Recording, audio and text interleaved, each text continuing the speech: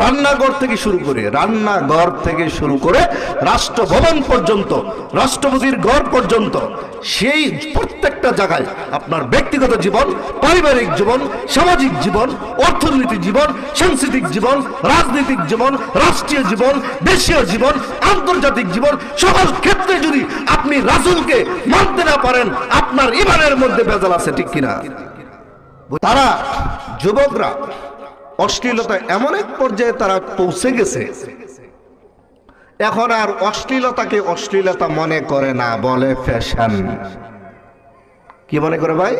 Fashion. অশ্লীলতাকে কিছুই মনে করছে না। বাংলাদেশের এখানে যেহেতু বাংলাদেশে 90% মুসলমানের দেশ বলা হয়, তাহলে বাংলাদেশের মধ্যে যে সকল মেয়েরা এখনো পর্যন্ত উড়না পরে না, উপযুক্ত বিয়ার বয়স হয়ে গেছে, উড়না পড়তেছে না। সূরা নূরের ভাষায় উড়না পরা ফরজ। তাহলে আপনার মেয়ে উড়না পড়ছে না, উড়না পড়লেও পাতলা পড়তেছে, উড়না পড়লেও দেওয়া না দেওয়া একরকম, তাহলে এই ফরজ বিধান যে লঙ্ঘন করছে, আর আপনি হাজি সাইজে বসে আছেন, আপনি নামাজি সাইজে বসে আছেন, আপনি তাহাজ্জুদ পড়েন প্রতি রাতে, কোনো কাজ হবে না, কোনো কাজ হবে না। আপনার সন্তানকে দিন শিক্ষা দেন।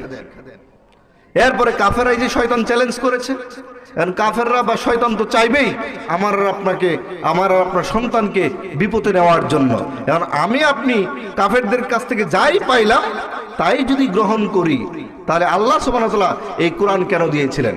রাসূলুল্লাহ সাল্লাল্লাহু আলাইহি ওয়াসাল্লাম এই কোরআনের বাস্তব নমুনা। সূরা আহজাবের 21 নম্বর আয়াতে আল্লাহ সুবহানাহু ওয়া তাআলা বলেছেন যে লাকাদ কানা লাকুম ফি রাসূলিল্লাহি উসওয়াতুন হাসানাহ, তোমাদের জন্য সর্বোত্তম আদর্শ হচ্ছে রাসূলের জীবনীতে।